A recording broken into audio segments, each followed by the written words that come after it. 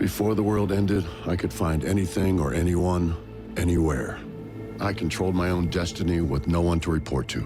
Film ini dibuka dengan adegan yang menggambarkan kehancuran dunia akibat badai matahari. Dunia tenggelam dalam kegelapan dan kekacauan yang mengakibatkan semua perangkat elektronik modern berhenti berfungsi.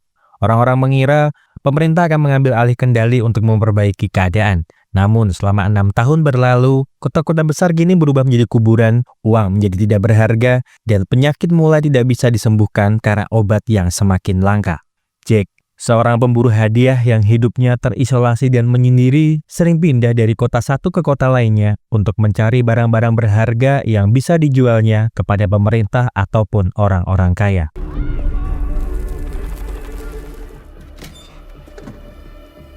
Jack yang kini berada di London memasuki sebuah gedung untuk mengambil sebuah biola berharga milik seorang maestro ternama. Dia lalu mencoba untuk memecahkan sandi berangkas penyimpanan biola tersebut dengan pola-pola yang dilihatnya melalui senter ultraviolet.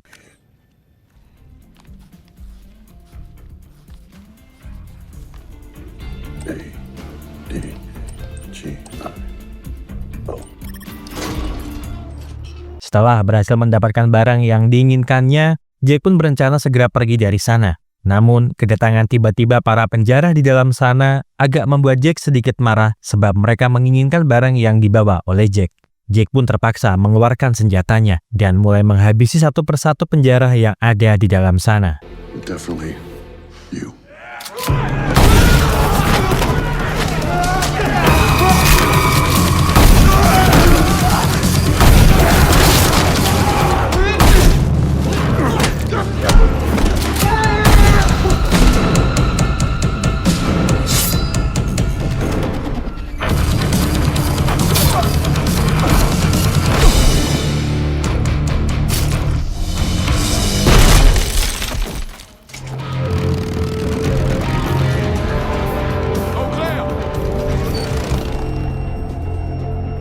Jack pun meneruskan perjalanannya menuju ke rumah Raja August untuk menyerahkan biola tersebut kepada dirinya. Namun, karena keberadaan August yang saat ini tidak berada di sana, Jack lalu memberikan biola tersebut kepada asistennya. Stradivarius, Brescian period, 1690 to 1700. Beautiful. Setelah memeriksa dengan seksama kalau biola itu merupakan barang yang dicari oleh tuannya, Fuentes pun memberikan imbalan kepada Jack dan menyampaikan sebuah pesan dari tuannya kalau tuannya menginginkan Jack menyelesaikan sebuah misi lainnya untuk dirinya. Jack pun langsung menolak permintaan itu, sebab misi-misi yang selalu diinginkan oleh August kerap kali membahayakan nyawanya, meskipun imbalan yang kali ini dia dapatkan bisa digunakannya untuk membeli sebuah perahu impiannya. Fuentes lalu menemui August di ruangannya untuk memberitahukan penolakan Jack, dan August yang hanya menginginkan Jack untuk mencari barang berharga incarannya, meminta Fuentes membuat sebuah tawaran yang tidak bisa Jack tolak.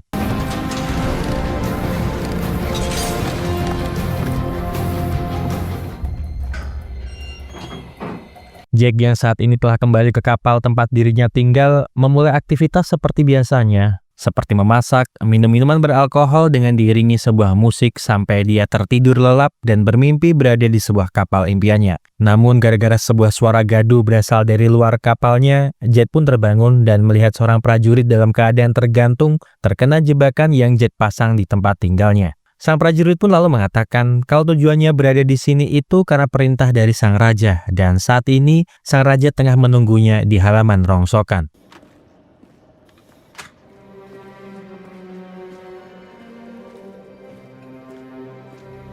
Sit down, let's talk.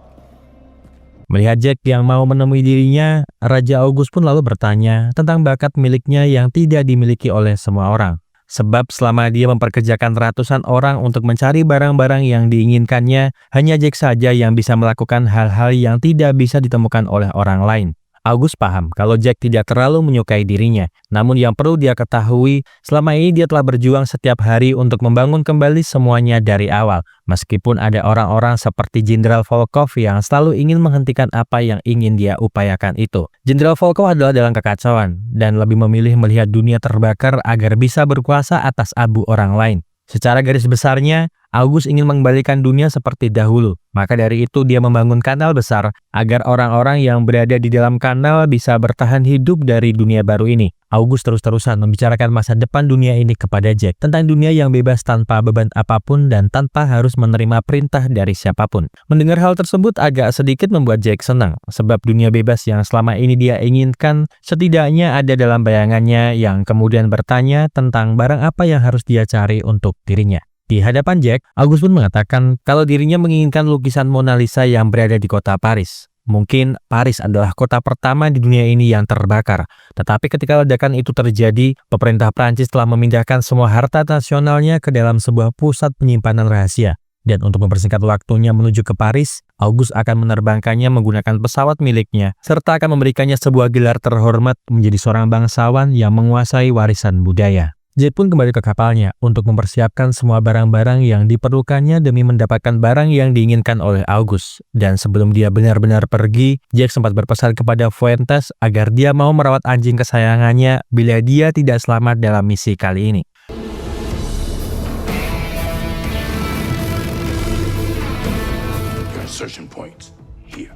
Segera setelahnya, Jack menuju ke Thames Center Bandara London untuk memulai perjalanannya menuju ke Paris. Dia lalu menemui August yang telah menunggunya di sana untuk sekedar mendapatkan beberapa informasi tentang di mana dia turun serta beberapa gangguan yang mungkin akan Jack hadapi selama berada di sana. Nantinya Jack akan dijemput oleh koordinatornya bersama dengan para pemberontak yang juga telah menunggunya di sana. Jika dia telah berhasil mendapatkan Mona, para pemberontak akan menghubunginya dan dirinya akan mengirimkan peralatan evakuasi udara taktis selang 3 jam kemudian. Malam harinya, Jack pun memulai penerbangannya menuju ke Paris dengan pesawat ala kadarnya. Perjalanan yang panjang pun Jack lalui hingga dia tertidur dan kembali bermimpi tentang sebuah impian yang selalu dirinya inginkan. Namun lagi-lagi dia tidak bisa menuntaskan mimpinya tersebut, sebab pesawat yang dinaikinya diserang oleh orang-orang Volkov. Sumner lalu menyuruh Jack untuk segera turun dengan parasit yang telah dipersiapkannya, sebab di atas sini merupakan titik lokasi di mana dia harus terjun.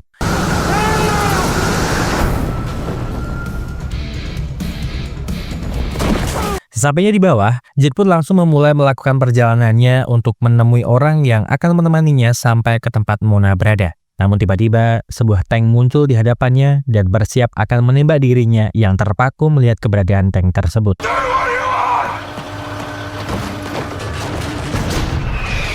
Tetapi untung saja, beberapa pemberontak sampai di sana dan segera melumpuhkan tank yang ada di hadapan mereka.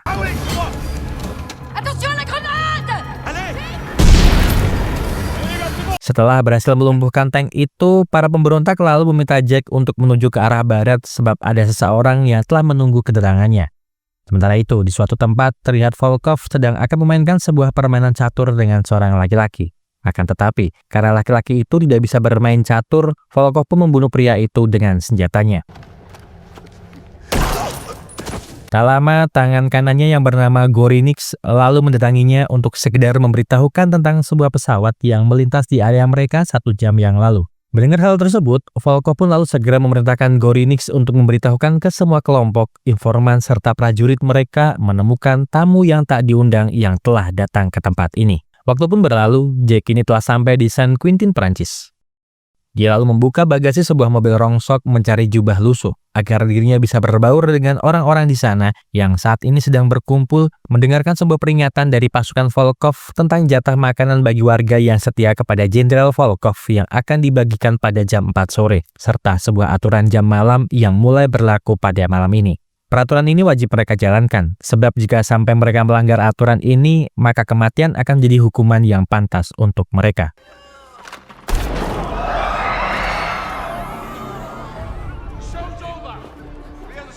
Setelahnya, Jack pergi dari sana untuk menuju ke suatu tempat. Tetapi dalam perjalanannya, dia dihadang oleh 3 orang pasukan Volkov yang sedang berjaga di lokasi tersebut. Tanpa banyak kata, Jack pun segera melemparkan tas miliknya itu, dan pertarungan dirinya dengan 3 pasukan itu pun terjadi di sana.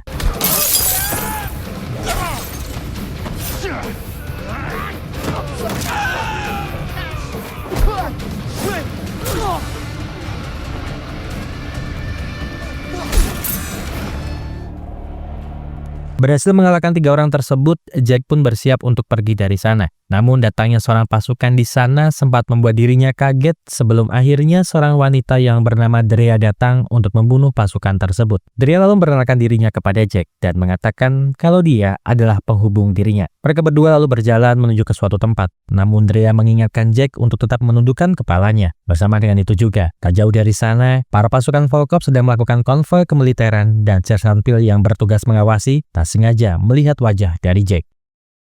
Drea dan Jack kini telah berada di sebuah gereja untuk bertemu dengan sang pendeta yang bernama Samson, agar bisa melihat sebuah mobil yang dimodifikasi Samson serta sebuah peta menuju ke lokasi tujuan mereka berdua. Sementara Samson sibuk menyiapkan perlengkapan mereka berdua, Drea terlihat sedang mengobati luka-luka yang ada di tubuh Jack. Drea pun lantas bertanya kepada Jack tentang apakah dia memang orang terbaik yang dimiliki oleh August saat ini. Jack pun langsung menolak pernyataan tersebut, sebab dia bukanlah aset milik August.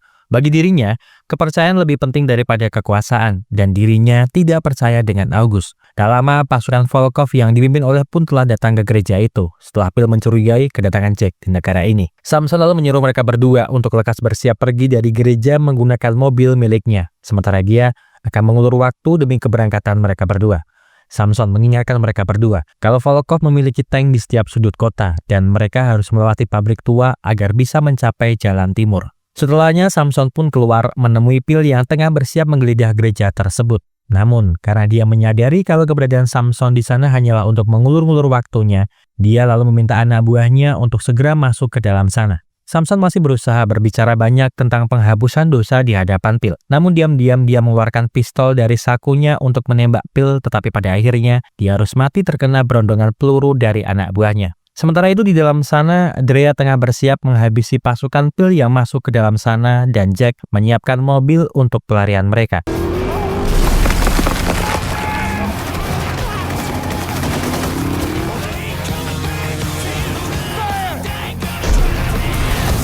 Jack terus melajukan mobilnya, menembus para pasukan Pil yang terus menembaki mobil mereka. Meskipun tank Volkov terus menembaki mereka serta anak buah Volkov yang terus mengejar, tetapi pada akhirnya Jack dan dia berhasil lolos dari semua kepungan itu demi bisa mencapai kota tujuan mereka selanjutnya, yaitu Souli.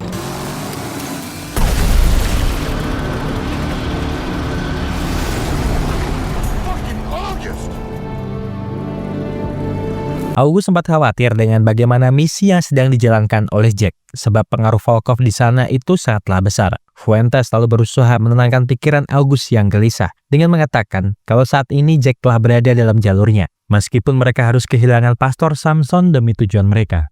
Jack dan Drea saat ini berada di suatu tempat untuk beristirahat lebih dahulu sebelum memutuskan melanjutkan perjalanan mereka. Sambil duduk di depan api unggun, Drea menjelaskan kalau para pemberontak itu dipimpin oleh seorang pria bernama Volker, dan Volker sendiri merupakan mantan jenderal Prancis yang memilih berkhianat setelah bencana badai matahari melanda. Dia sendiri sebenarnya sudah sangat lama memantau barang yang diinginkan oleh August ini. Namun karena Volker juga mengincar barang Mona Lisa ini, membuat dirinya cukup kesulitan mendapatkan barang itu sampai sekarang. Drea tidak mengetahui pasti dengan apa yang tersimpan di dalam berangkas Mona Lisa itu. Namun setahu dirinya, di dalam sana terdapat persediaan makanan, persenjataan, dan lainnya.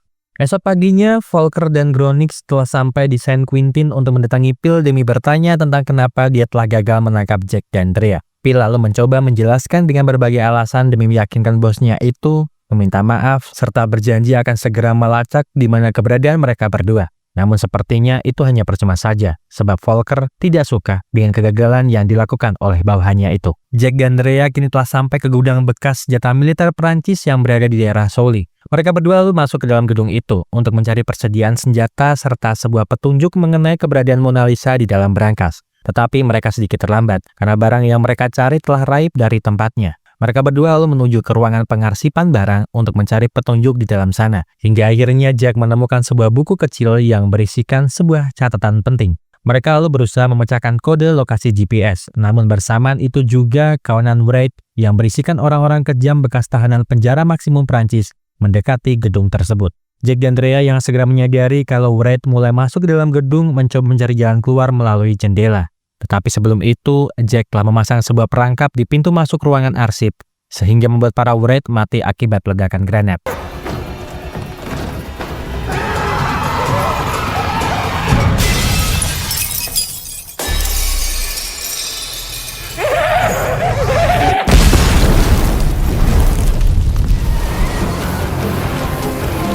Segera setelahnya mereka berdua lalu melanjutkan perjalanan mereka. Dalam perjalanannya, Drea mencoba menghubungi rekanannya melalui radio HT untuk mengabari mereka kalau lokasi Mona Lisa saat ini berada di Simserhof. Dengan menggunakan keretanya, tak lama Volkov pun juga telah sampai ke bangunan yang sama dengan Jack. Volkov beserta anak buahnya lalu masuk ke dalam sana dan menemukan sebuah petunjuk tentang kemana Jack pergi melalui peta yang berada di sana.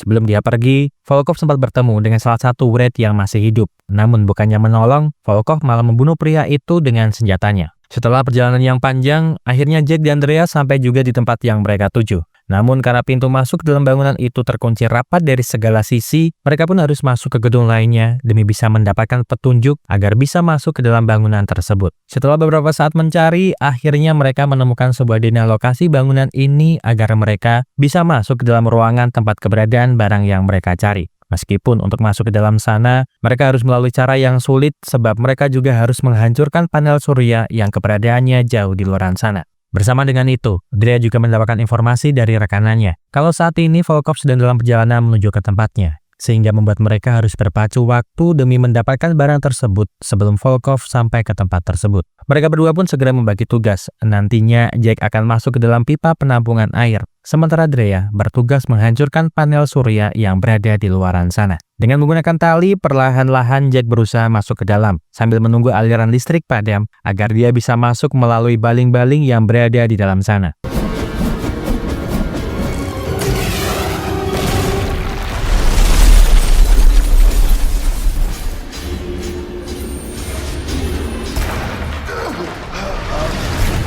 Setelah berhasil melewati baling-baling udara, Jack pun menyelam di kolam penampungan air, menuju ke ujung terowongan agar dia bisa masuk ke dalam ruangan yang terhubung ke ruangan tempat lukisan itu disimpan.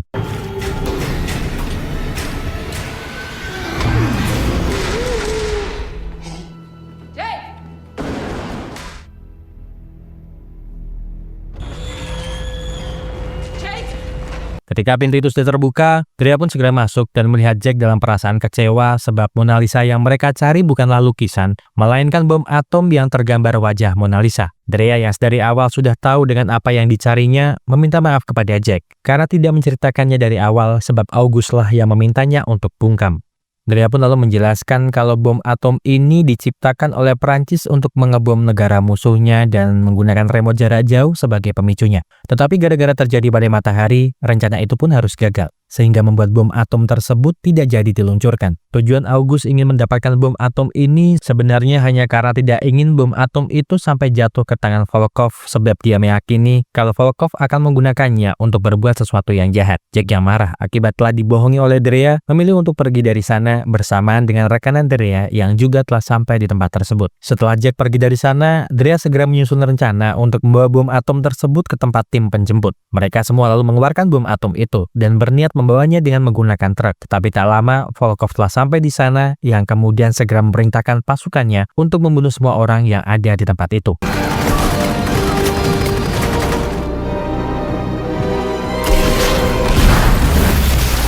Volkov turun dari kereta dan begitu sangat senang melihat bom atom yang selama ini dia cari sudah ada di hadapannya.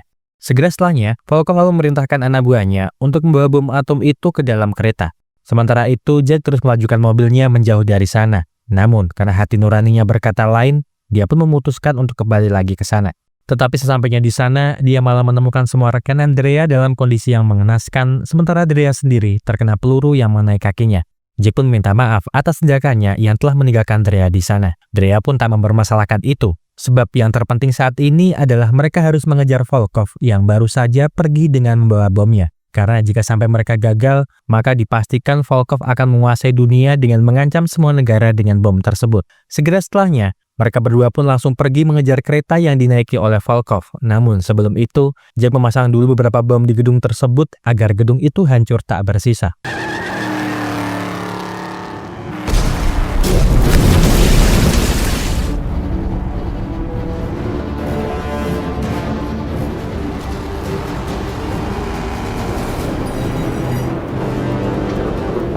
Setelah cukup lama mengejar, akhirnya Jack berhasil menemukan keberadaan kereta Volkov yang masih melaju di jalurnya. Jack kemudian meminta dia agar terus mengemudi, sementara dirinya berencana akan melompat dari atas jembatan masuk ke dalam kereta.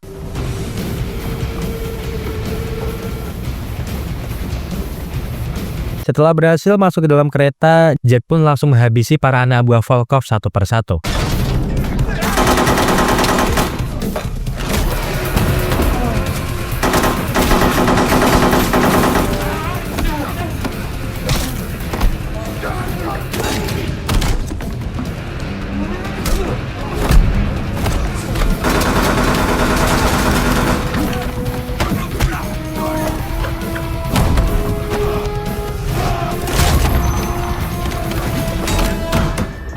Lalu di suatu kesempatan, Jack pun juga harus berhadapan dengan Gorinix dan terjadilah perduelan yang sangat sengit.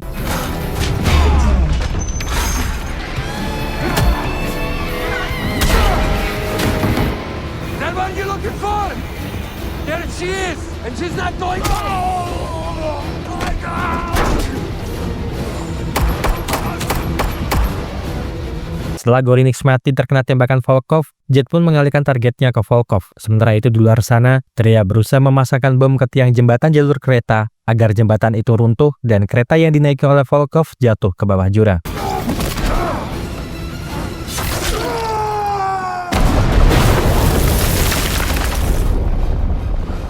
Nice beard.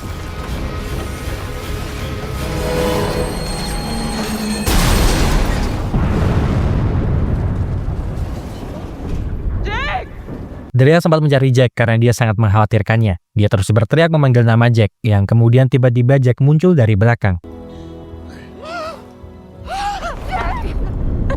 Jack lalu memperlihatkan kunci pembuka bom atom yang berhasil dia rampas dari tangan Walker. Sedangkan untuk bom atomnya sendiri masih aman di dalam kereta, karena bom itu tidak akan hancur atau meledak kecuali diaktifkan oleh kuncinya. Beberapa hari pun terlewati, dan Jack kembali ke rumah August untuk menyerahkan alat pemicu kepada dirinya. Di sini Jack masih kecewa dengan August, sebab mengapa dia tidak tahu detail tentang pekerjaannya. August pun lalu meminta maaf, sebab jika dia memberitahu Jack dari awal, kemungkinan besar Jack tidak akan mau menjalankan misinya. Kemudian Jack memberikan kunci bom itu kepada August, dan keberadaan bom itu juga sudah berada di negara Inggris. Dan sebelum film berakhir, terlihat Jack ini bersama dengan Drea berlayar menggunakan kapal impiannya sama seperti di mimpi-mimpinya selama ini.